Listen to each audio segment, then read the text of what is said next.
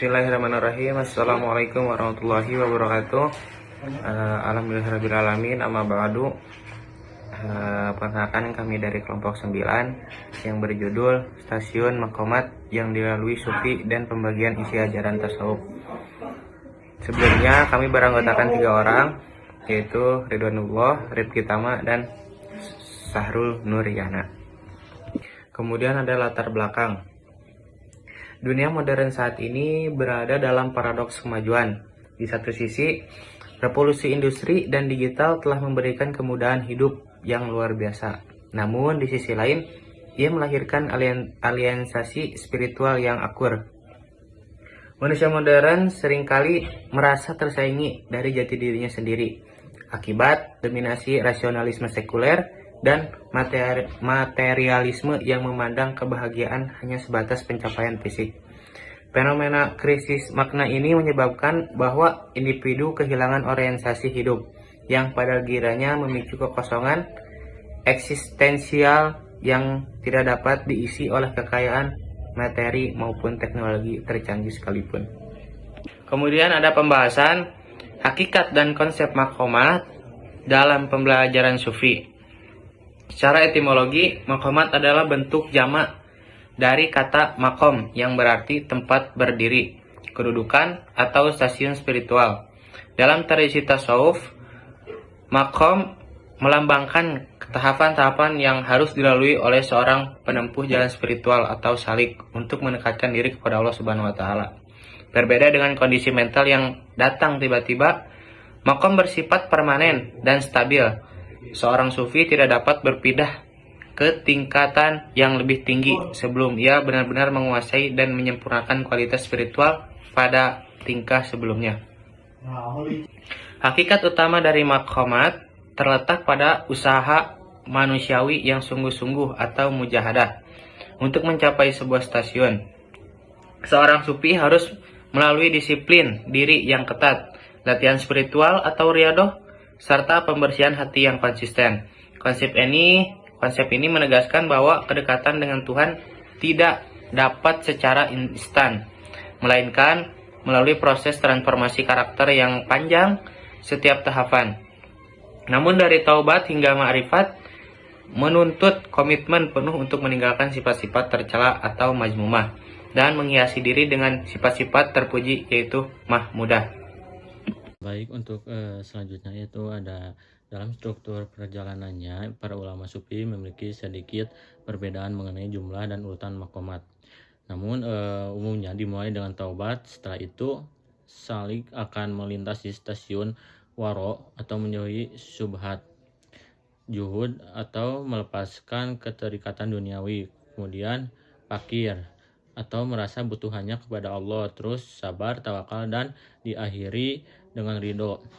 Urutan ini mencerminkan proses pendewasaan spiritual di mana ego manusia secara bertahap dihancurkan agar cahaya ketuhanan dapat bersemayam sepenuhnya di dalam kolbu. Kemudian juga penting untuk membedakan antara makomat dan ahwal, yang dimana jika makomat diperoleh melalui usaha dan kerja keras yang disengaja, kemudian maka ahwal adalah pemberian murni atau anugerah atau mauhibah dari Allah yang datang secara spontan dan seringkali bersifat sementara. Seseorang mungkin merasakan kilasan cinta atau mahabbah atau kerinduan atau syauk yang mendalam sebagai hal, tapi ia belum tentu berada di makom tersebut secara permanen. Pemahaman ini krusial agar seorang sufi tidak terjebak dalam rasa bangga semua atas pengalaman spiritual sesaat. Kemudian juga ada tahapan stasiun utama dari taubat hingga makrifat, yang dimana perjalanan spiritual seorang sufi selalu diawali dengan taubat yang secara hakiki berarti kembali kepada Allah dengan penyesalan mendalam atas dosa masa lalu dan tekad bulat untuk tidak mengulanginya. Kemudian taubat bukan sekedar ucapan lisan, melainkan revolusi batin yang membersihkan noda-noda hati agar siap menerima cahaya ilahi. Setelah taubat berbentuk dengan tokoh seorang shalik atau penempuh jalan memasuki fase waro dan juhud. Pada tahapan ini, individu mulai menjauhi segala hal yang subhat atau samar hukumnya dan melepaskan keterikatan hati terhadap kesenangan duniawi yang fana, sehingga fokus utamanya hanyalah pengabdian murni kepada Sang Pencipta. Assalamualaikum warahmatullahi wabarakatuh. Yang selanjutnya yaitu ada perbedaan mendasar antara maqamat dan ahwal. Yaitu perbedaan paling mendasar terletak pada cara perolehannya. Yang pertama yaitu maqamat, bentuk jamak dari maqam adalah tingkatan spiritual yang dicapai melalui usaha keras, disiplin diri, dan perjuangan batin yang dilakukan secara sadar oleh seorang sufi.